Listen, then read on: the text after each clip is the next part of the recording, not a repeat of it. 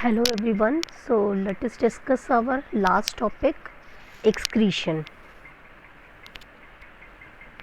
Excretion is the process by which waste product produced during the metabolic activities. ये एक ऐसा process है जिससे कि जो भी waste products जो produced हुए हैं, कब प्रोड्यूस हुआ है, जब मेटाबॉलिक एक्टिविटीज़ होता है उसे बॉडी से रिमूव करना, मतलब वेस्ट मटेरियल को रिमूव करना, उस प्रोसेस को एक्सक्रीशन कहते हैं.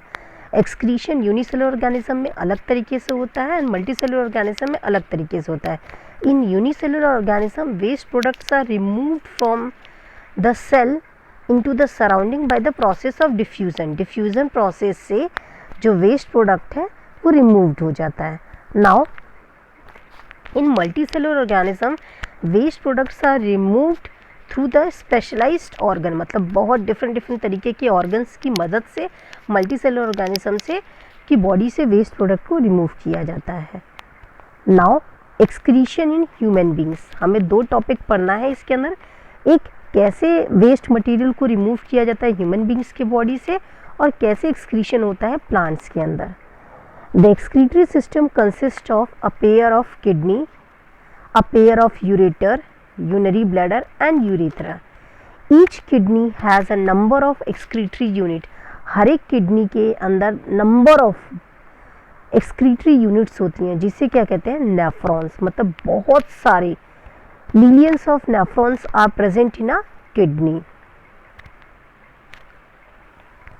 सो दिस इज द स्ट्रक्चर. ये क्या है, a pair of kidney, a pair of ureter, urinary bladder and last this is urethra.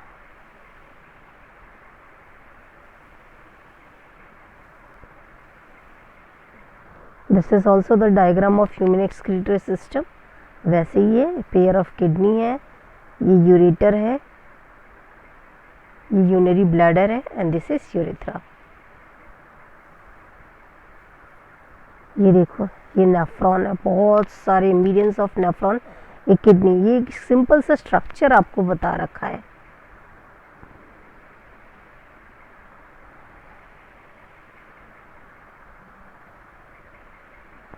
एक नेफ्रॉन के अंदर कप शेप लाइक स्ट्रक्चर होता है जिसे वोमेन्स कैप्सूल कहते हैं, और बहुत सारे ब्लड वेसल्स इसके अंदर प्रेजेंट होता है जिसे ग्लोमेरुलस कहते हैं. ये क्या है, ये ट्यूबुलर डक्ट है and this is conducting duct. So this is the diagram. ये डायग्राम देखिए, women's capsule, glomerulus, proximal tubule. This is the loop tunnel with capillary network. This is conducting duct. ये वेस्ट मटेरियल रीनल आर्टरी से remove होंगे. Now let us discuss in detail. Nephron. Each nephron has a cup-like structure called Bowman's capsule. First point, it contain a bundles of capillaries. इसके अंदर bundles of capillaries होते हैं जिसे क्या कहते हैं, ग्लोम्युरस, जहाँ पे ब्लड का क्या होता है, फिल्ट्रेशन होता है. Next, women's capsule lead into a tubular structures which joins into a conducting duct. Next, सबसे पहले आपने देखा कि हर एक किडनी के अंदर कप शेप लाइक स्ट्रक्चर है जिसे वोमेन्स कैप्सूल कहते हैं, और वो उस हर एक कप शेप स्ट्रक्चर के अंदर बहुत सारे बंडल्स ऑफ कैपिलरीज हैं जिसे ग्लोमेरुलस कहते हैं. ये वोमेन्स कैप्सूल जो है किसके अंदर लीड करता है, ट्यूबुलर स्ट्रक्चर जो ज्वाइन करता है कंडक्टिंग डक्ट के अंदर. Next, renal arteries brings the nitrogenous waste. Renal arteries जो है जितने भी नाइट्रोजीनियस वेस्ट है like ammonia, urea, uric acid along with excess of water and salts etc into the nephron. ये सारी चीज़ें किसके अंदर जाएंगी, नेफ्रॉन के अंदर. उसके बाद इन नाइट्रोजनियस वेस्ट का फिल्टर होगा, वाटर का, सॉल्ट का, जो फिर फिल्टर होके कहाँ पे जाएगा, ट्यूबुलर स्ट्रक्चर के अंदर. देन ट्यूबुलर स्ट्रक्चर से into the conducting duct. The next, the waste then passes through the ureter, उसके बाद वो कंडक्टिंग डक्ट से वो वेस्ट यूरेटर के अंदर जाएगा, देन यूरिनरी ब्लैडर के अंदर जाएगा, then it is send out through the urethra as a urine, यहाँ पे स्टोर्ड रहेगा। नेक्स्ट द यूजफुल प्रोडक्ट्स, जो जितने भी यूजफुल प्रोडक्ट्स हैं like amino acids, glucose, salts are reabsorbed, यहाँ पे रीअब्जॉर्प्शन होगा, रीअब्जॉर्प्शन फिल्ट्रेशन होगा by the capillaries around the tubular structures and goes into the renal veins. तो रीनल आर्टरी से नाइट्रोजनियस वेस्ट जो है वो जाएगा नेफ्रॉन के अंदर, उसके बाद देन लास्ट में ये रीनल रियल वीन्स, सॉरी ये किसके अंदर जाएगा, then it is goes into the रियल वीन्स।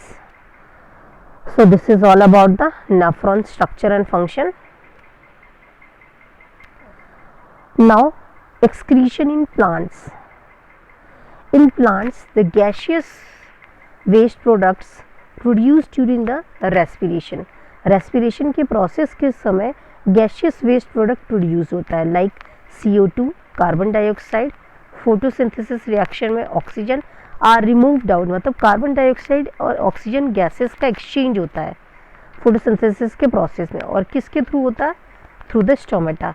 एक्सेस ऑफ वाटर जो है वो रिमूव्ड आउट होता है through the stomata and this process is known as transpiration.